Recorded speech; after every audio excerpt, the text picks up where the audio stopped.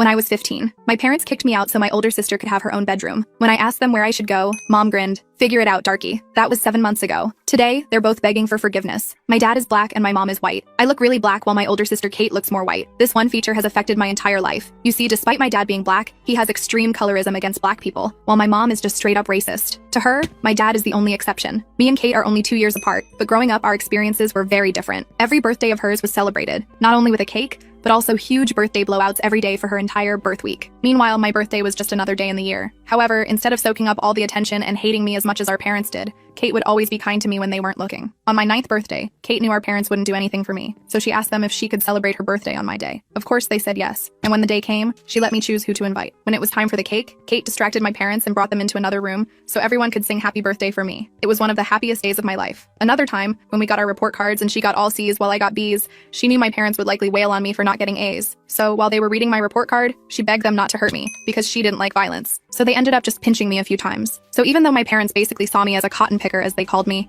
I still felt lucky, because Kate was always there, until one day, when she turned her back on me. It was her 17th birthday. I woke up to the sound of not just my mom, not just my dad, but my entire family throwing all of my belongings into boxes. Your sister said all she wants for her birthday is her own room. Sorry, is the first thing my dad said when I asked what was going on. My eyes widened, and I asked them where I was supposed to go, because there were no other rooms in the house. My mom chimed in, I don't know. You have phone numbers of friends and family. Figure it out, darky. Tears filled my eyes, and I looked over at Kate, who refused to make eye contact with me. Her entire body was tense. It took almost half an hour of convincing before I finally believed it wasn't some weird prank. I immediately started to howl with a deep sadness, because the one thing I was holding on to, the one ally I had in the house, had abandoned me. And even as I curled into a ball and started to rock back and forth with a loneliness that I can't describe with words, they ignored me, just kept packing. By this point, my flight or fight kicked in. I numbed my emotions before walking out and calling the only other family member I trusted, my aunt, on my dad's side. After Kate's betrayal, I had no idea what she'd say, but she immediately said I could come over and stay for as long as I needed. I didn't eat breakfast that morning, didn't even give Kate her gift, just took the boxes, ordered an Uber, and left. But on the way there, Kate called me. I was filled with hate as I saw her name pop up on the screen, but picked up anyway. I'm so sorry, please don't hate me. My eyebrows furrowed, and I went completely silent. Are you alone right now? She asked. I told her yes. Kate didn't say anything else. She just turned on FaceTime and showed me a pregnancy test, with 2 pink lines. It was hers. I gasped. Lily, I'm pregnant. I don't want to tell mom and dad yet because, well, you know how they can be, but I don't want you to be home when they find out. I thought back to the time when Kate came home with a hickey. My parents shouted at me for almost an hour,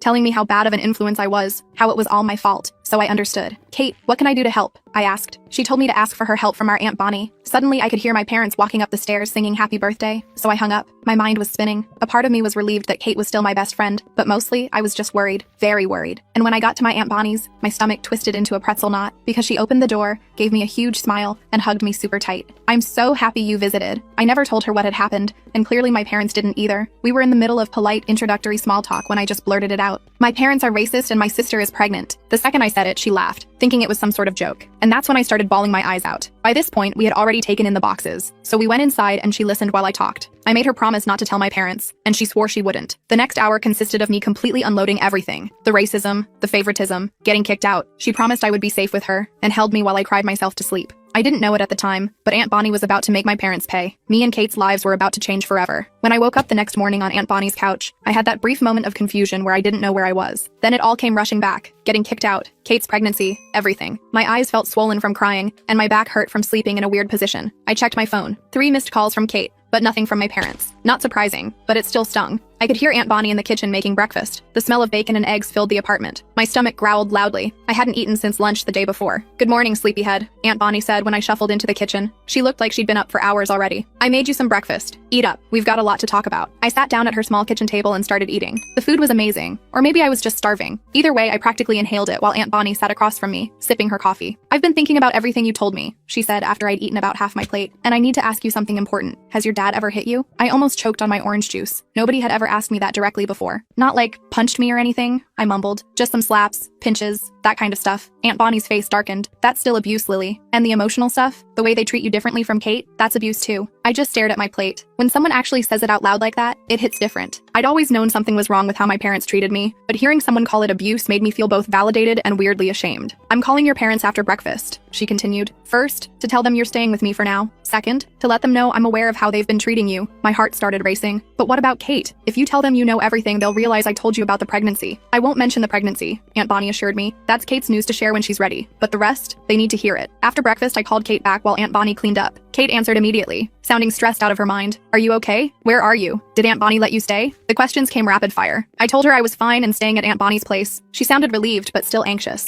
I asked how she was doing and if our parents suspected anything. They don't suspect a thing, Kate said. They're too busy redecorating my room now that it's all mine. She sounded guilty saying it. Lily, I'm so sorry. I should have found another way. I wasn't completely over being hurt, but I understood why she did it. It's okay, I said. But Kate, what's your plan? You can't hide a pregnancy forever. Kate started crying softly. I don't know. I'm scared to tell them. You know how they'll react. I knew exactly how they'd react. They'd blame me somehow, even though I had nothing to do with it. They'd shame Kate, but ultimately forgive her. They'd make everything worse. What about the father? I asked. Is he in the picture? It's Tyler, Kate said. You know, from my chemistry class. His parents are super religious. If they find out, he's screwed. We both are. Tyler Williams. I knew him vaguely. Tall, quiet guy who played baseball. Not someone I would have expected Kate to date secretly. Have you thought about what you want to do? I asked carefully. Like, do you want to keep it or? I don't know yet, Kate admitted. I need time to figure it out. Can you ask Aunt Bonnie if she'll help me? Maybe I can come over and we can talk? I promised to ask Aunt Bonnie and told Kate to hang tight. Right after we hung up, I heard Aunt Bonnie on the phone in the living room. Her voice was raised, and even though I couldn't make out every word, I could tell she was laying into someone, my parents probably. I sat on the edge of the bed in Aunt Bonnie's spare room where she'd moved my boxes. Part of me wanted to eavesdrop, but another part was scared to hear what she was saying. After what felt like forever, the apartment went quiet. A minute later, Aunt Bonnie appeared in the doorway. Well, I just had a nice chat with your father, she said, her voice dripping with sarcasm. He claims they didn't kick you out, just suggested you might want to stay with friends for a while. I snorted. Yeah, right. They literally packed all my stuff. I know, Aunt Bonnie said, sitting down next to me. Your dad's always been good at rewriting history, but I made it clear you're staying with me for now, and we'll be having a family meeting soon to discuss how they've been treating you. My stomach dropped. A family meeting? With them? Do we have to? Eventually, yes, she said, but not right away. First, I want to get you settled here, and I get the feeling there's something you want to ask me. I nodded. Kate wants to know if she can come over to talk to you. About, you know, her situation. Aunt Bonnie smiled. Of course she can. Tell her to come over tomorrow after school. I'll make sure to be home early from work. The rest of that day was weird but nice. Aunt Bonnie helped me unpack my stuff in her spare room. It was small but way nicer than sharing with Kate. I had my own desk, a queen-sized bed, and actual privacy. Aunt Bonnie even took me shopping for some decorations to make the room feel more like mine. While we were out, I kept checking my phone. No messages from my parents. Not even a, "Are you okay?" or "We miss you." Just silence. Kate texted that she'd come over tomorrow around 4 p.m. to talk to Aunt Bonnie. That night, Aunt Bonnie ordered pizza and we watched movies on her couch. It felt so normal, like what I imagined other families did regularly. No walking on eggshells, no feeling like a burden just for existing, just relaxing and enjoying each other's company. You know, Aunt Bonnie said during a quiet moment, I always wanted kids of my own. Never worked out that way. But having you here, it's nice. I didn't know what to say to that, so I just smiled and focused on the movie. But something warm settled in my chest. For the first time in ages, I fell asleep feeling safe. The next day was a Tuesday. Aunt Bonnie had to work, but she left me a key and said to make myself at home. I spent the morning exploring her apartment and the afternoon doing some homework I'd brought with me. At 3:30, I started getting anxious about Kate's visit. Kate showed up right at 4, looking nervous but relieved to see me. We hugged for a long time in the doorway before I pulled her inside. This place is nice, she said, looking around. Aunt Bonnie's not home yet? She should be here any minute, I said. Want some water or something? Kate nodded and followed me to the kitchen. She looked pale and tired, like she hadn't slept well. We sat at the kitchen table in awkward silence for a few minutes before she spoke. Mom and Dad think I'm at debate team practice, she said. They don't suspect anything yet, but Mom made a comment about me gaining weight this morning. I almost had a panic attack. Before I could respond, we heard keys in the door. Aunt Bonnie walked in, still in her work clothes, carrying a bag of groceries. Her face lit up when she saw Kate. There's my other niece, she said warmly, setting down the groceries to give Kate a hug. Kate burst into tears the moment Aunt Bonnie's arms went around her. The next hour was intense. Kate told Aunt Bonnie everything. About Tyler, about being 8 weeks pregnant, about being terrified of our parents finding out. Aunt Bonnie listened carefully, asking questions, but never judging. Have you decided what you want to do? Aunt Bonnie asked gently. Kate shook her head. I don't know. I'm only 16. I'm supposed to go to college next year, but I also don't know if I could go through with an abortion. She started crying again. And adoption. I don't know. You have options, Aunt Bonnie said, and time to decide. But first, you need to see a doctor. Make sure everything's okay. I can take you if you want. Kate nodded gratefully. Could you? I'm scared to go alone, and I can't ask Mom. Of course, Aunt Bonnie said. And Kate, whatever you decide, I'll support you, even if your parents don't. Kate looked at me then, her eyes still wet with tears. I'm so sorry about what happened, Lily. I just panicked. I thought if they found out while you were still there. It's okay, I said, meaning it this time. I get it. And honestly, it's better here anyway. After Kate left, promising to text us about setting up a doctor's appointment, I helped Aunt Bonnie make dinner. My mind was spinning with everything that was happening. Kate's pregnancy, my new living situation, the inevitable confrontation with my parents that Aunt Bonnie was planning. Aunt Bonnie, I said as we chopped vegetables, what's going to happen when my parents find out about Kate? She sighed. I don't know, honey, but we'll face it together, all three of us. The next week was surprisingly peaceful. I settled into a routine at Aunt Bonnie's place. She'd wake me up for school, drop me off on her way to work, and pick me up afterward. We'd make dinner together, watch TV, and talk. She asked me questions about my interests, my friends, my classes, all the normal stuff parents are supposed to care about, but mine never did. Kate came over a few times after school, supposedly for debate team research. Aunt Bonnie took her to a doctor's appointment, confirming she was indeed about 9 weeks pregnant. Kate was still undecided about what to do,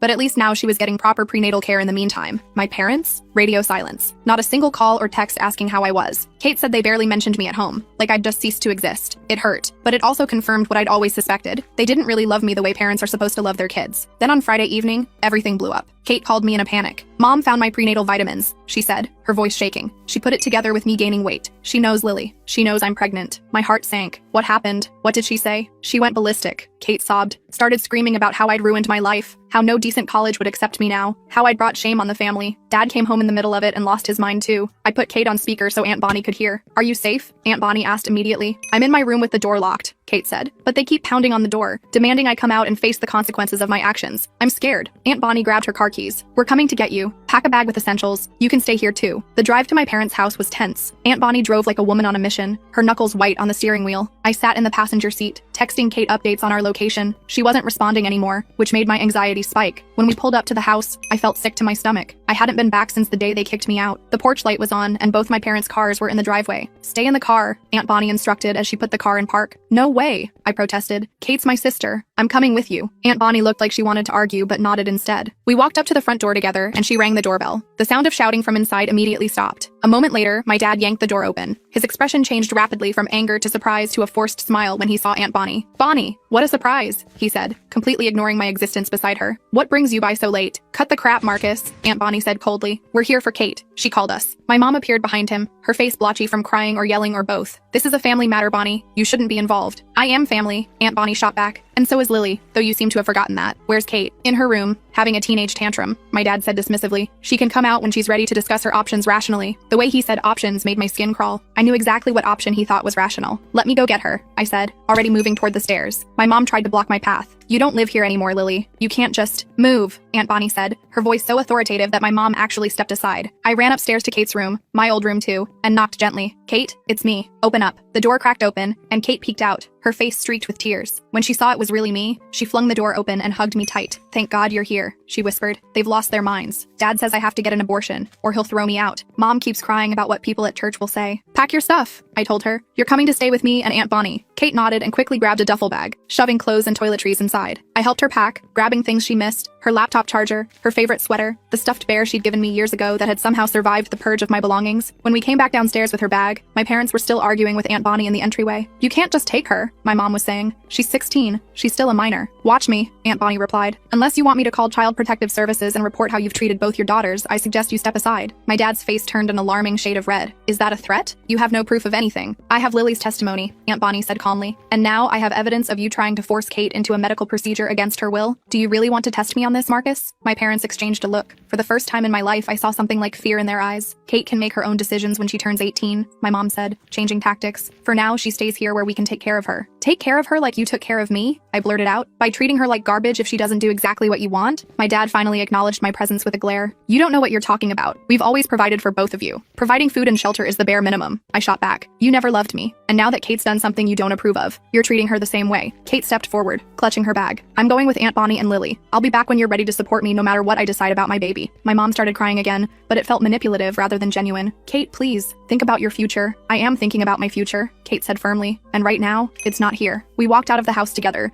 my parents too shocked to physically stop us. As we drove away, I looked back to see them standing in the doorway, watching us go. They looked small and pathetic somehow, no longer the towering figures of authority they'd been in my mind for so long. The next few days were adjustment. Kate took my bed while I slept on the pull-out couch. Aunt Bonnie's small apartment felt crowded with 3 people, but also warm and safe in a way our parents' house never had. My parents called Kate's phone constantly for the first 2 days, alternating between threats and tearful pleas for her to come home. She eventually turned off her phone to get some peace. They didn't call me once. On the 3rd day, I was alone in the apartment while Aunt Bonnie was at work, and Kate was at her follow-up doctor's appointment. The doorbell rang, and when I looked through the peephole, I nearly had a heart attack. My parents were standing there. I called Aunt Bonnie immediately. They're here, I whispered into the phone. Mom and Dad are at the door. Don't let them in, she said firmly. I'm leaving work now. I'll be there in 20 minutes. The doorbell rang again, followed by pounding. Lily, we know you're in there, my dad shouted. Open this door right now. I stayed quiet, hoping they'd give up and leave. They didn't. After a few minutes, I heard a key in the lock. The door swung open, revealing my parents. My dad was holding a key. Aunt Bonnie gave us a spare key once when she went on vacation, he explained, his voice calmer now. In case of an emergency with her plants and mail. I backed away from them. This isn't an emergency. You need to leave. My mom stepped inside, looking around the apartment. Where's Kate? We need to talk to her. She's not here, I said truthfully. And I already called Aunt Bonnie. She's on her way home. My dad sighed heavily. Lily, this has gone far enough. You've made your point. But Kate needs to come home now. She's still a minor, and what Bonnie's doing could be considered kidnapping. She didn't kidnap anyone, I snapped. Kate chose to leave because you were forcing her to get an abortion. We weren't forcing her, my mom said, though her eyes slid away from mine. We were just trying to help her see the right choice. The right choice according to who? You? I was furious now. It's her body, her baby, her choice. My dad took a step toward me, and I instinctively stepped back. Something flashed in his eyes. Hurt, maybe, that I was afraid of him. Good. He should feel bad. This isn't about you, Lily, he said. You always make everything about yourself. I couldn't believe what I was hearing. Are you serious right now? You kicked me out of the house for Kate's birthday. You've treated me like I'm nothing my entire life. And now you have the nerve to say I make everything about myself? Before they could respond, the apartment door flew open again. Aunt Bonnie stood there looking furious. Behind her was Kate, her face pale with shock at seeing our parents. Get out of my apartment, Aunt Bonnie said to my parents, her voice deadly calm. Not without Kate, my dad replied, turning to look at my sister. Come on, Kate. This has gone on long enough. Come home where you belong. Kate moved to stand beside me and Aunt Bonnie. I'm not going anywhere with you. Not until you accept that this is my decision to make. My mom started crying again. Kate, please. We just want what's best for you. No, you want what's easiest for you. Kate shot back. What's best for your reputation? You don't care about what I want or need. That's not true, my dad protested. We love you. Like you love Lily? Kate asked pointedly. That shut them up. They looked at me, then at each other, clearly not knowing how to respond. Aunt Bonnie stepped forward. I think it's time we all had that family meeting I mentioned. Sit down, both of you. She gestured to the couch. Surprisingly, my parents sat. Maybe they were shocked by Aunt Bonnie's authority, or maybe they finally realized the seriousness of the situation. Either way, for the next 2 hours, we talked. Really talked. Kate explained how terrified she was when she found out she was pregnant, how she knew our parents would react badly. I told them how their treatment had affected me all my life. The birthdays, the report cards, the constant feeling of being less than. Aunt Bonnie shared her perspective as an outsider who had watched their behavior for years without saying anything, something she now regretted. My parents mostly listened, occasionally trying to defend themselves but getting shut down quickly. By the end, my mom was crying for real, not the manipulative tears from before. My dad looked like he'd aged 10 years in one afternoon. I didn't realize, he said finally, his voice rough. I didn't see what we were doing. Bull, Aunt Bonnie said flatly. You saw. You just didn't care. The question is whether you care now. My mom looked at me through her tears. Lily, I'm so sorry. We've been terrible parents to you. It was the first genuine apology I'd ever heard from her. I didn't know what to do with it. Part of me wanted to accept it immediately, to have the loving parents I'd always wanted. Another part wanted to tell them to go to hell. Sorry doesn't fix 16 years, I said eventually, but it's a start. The conversation shifted to Kate and her pregnancy. Our parents were still clearly unhappy about it, but they stopped pushing for an abortion. Instead, they actually listened as Kate talked about her options,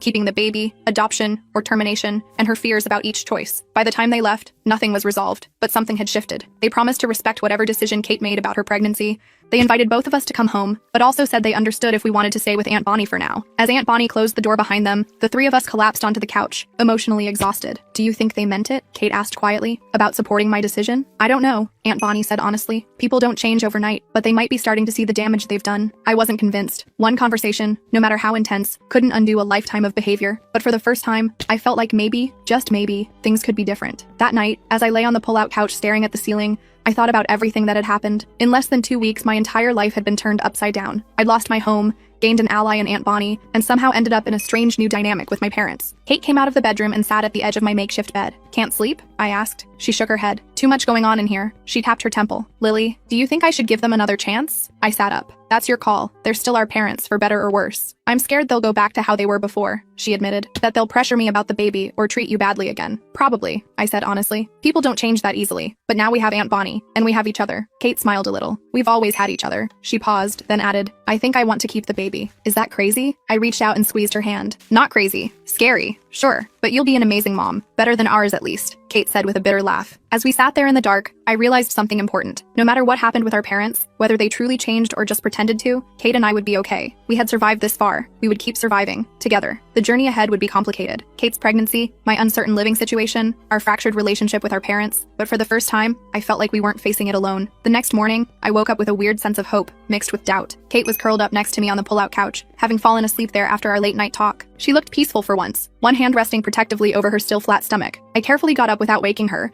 and found Aunt Bonnie in the kitchen making pancakes. "Morning," she said, sliding a stack onto a plate for me. "How'd you sleep?" "Okay, I guess," I said, dousing the pancakes in syrup. "Kate told me she wants to keep the baby." Aunt Bonnie nodded, not looking surprised. "I figured she might. That girl's got a nurturing spirit. Always has." She sat down across from me. "How do you feel about becoming an aunt?" I hadn't really thought about it that way. Weird. Good weird, though. We ate in comfortable silence until Kate shuffled in, hair sticking up in all directions. Aunt Bonnie wordlessly passed her a plate of pancakes, which she accepted gratefully. "So what happens now?" I asked after we'd all eaten. "Now we figure out a game plan," Aunt Bonnie said. "Kate needs to finish school. You both need stability. And your parents need to prove they're serious about changing." Kate looked down at her empty plate. "I should probably talk to Tyler too. He deserves to know what I'm deciding." That conversation happened later that day. Tyler came over looking terrified, probably expecting Aunt Bonnie to tear him a new one. Instead, she offered him lemonade and gave them privacy to talk in the bedroom while I pretended not to eavesdrop from the hallway. I couldn't hear everything, but Tyler's reaction surprised me. No arguing or denying responsibility. Instead, he kept saying stuff like, "Whatever you need," and "I'll be there." When they came out an hour later, Kate looked relieved, and Tyler looked determined, if still scared. "I'll tell my parents tonight," he promised before leaving. "They'll freak, but they're big on responsibility. They won't let me bail." After he left, Kate flopped down next to me on the couch. "Well, that went better than expected." "He seems decent," I admitted. "He is," Kate said, scared out of his mind, but decent. The next couple days passed in a blur of planning. Aunt Bonnie called our parents for another meeting, this time with all of us plus Tyler and his parents. Talk about awkward. Tyler's parents were shocked but rallied quickly, especially his mom. My parents were stiff and formal, but at least they weren't yelling. The adults talked about practical stuff, medical insurance, living arrangements, school plans. I mostly sat quietly, watching everyone's faces. My dad kept looking at me when he thought I wasn't paying attention, this weird mix of guilt and something else I couldn't identify. My mom barely made eye contact with anyone. After that meeting, our parents asked if we'd consider coming home for dinner that weekend. A fresh start, my mom called it. Kate immediately looked at me. "Up to Lily," she said firmly. "I go where she goes." My dad nodded slowly. "Fair enough." I agreed, but only if Aunt Bonnie came too. No way was I walking back into that house without my backup. They reluctantly said yes. That Friday night was the most uncomfortable dinner of my life. My mom had clearly spent hours cooking all our favorite foods, even remembering mine correctly, which was a first. The conversation was strained, everyone trying too hard to be polite. Halfway through dinner, my dad cleared his throat.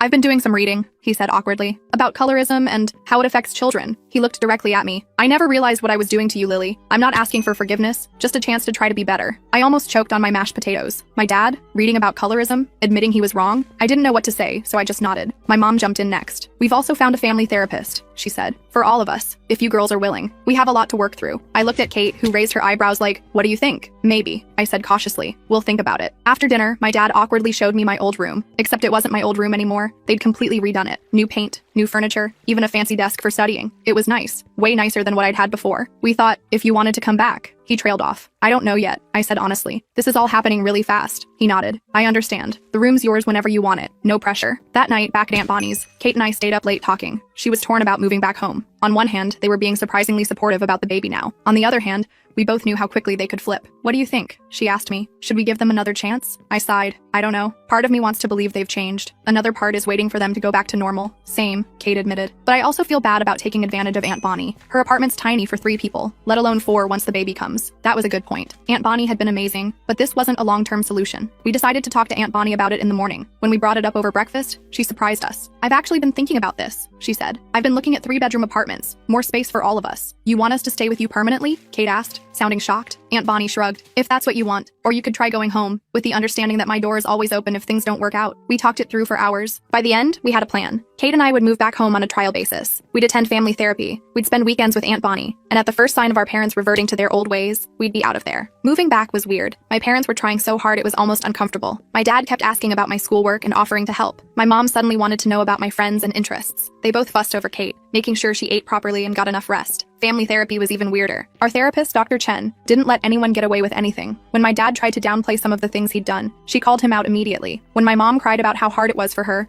Dr. Chen pointed out how much harder it had been for me. The breakthrough came about a month in. We were talking about birthdays, specifically how they'd celebrated Kate's but ignored mine. My mom started with her usual excuses about being busy or tight on money. "That doesn't explain the pattern, doctor," Chen said calmly. "Why was money always tight for Lily's birthday but never for Kate's?" My mom went silent. Then, to my complete shock, she turned to me with tears in her eyes. "Because I'm racist," she said simply. "I didn't want to admit it, even to myself, but I treated you differently because you look more black, and that's unforgivable." The room went dead quiet. My dad looked like he'd been punched. Kate reached over and squeezed my hand. "I don't know if it's unforgivable," I said finally, "but it really messed me up." My mom nodded, tears streaming down down her face. I know, and I'll spend the rest of my life trying to make it right, if you'll let me. It wasn't an instant fix. There were still awkward moments, still times when they'd slip into old habits and I'd have to call them out. But that confession was the first time I believed they might actually be changing. Meanwhile, Kate's pregnancy was progressing. Her first ultrasound was a big deal. We all went, even Tyler. Seeing that tiny blob on the screen made everything more real. Kate cried. Tyler looked terrified but held her hand the whole time. My parents stood awkwardly in the corner until the technician asked if they wanted to see their future grandchild. After that, my mom couldn't stop talking about baby stuff. By the time Kate was showing,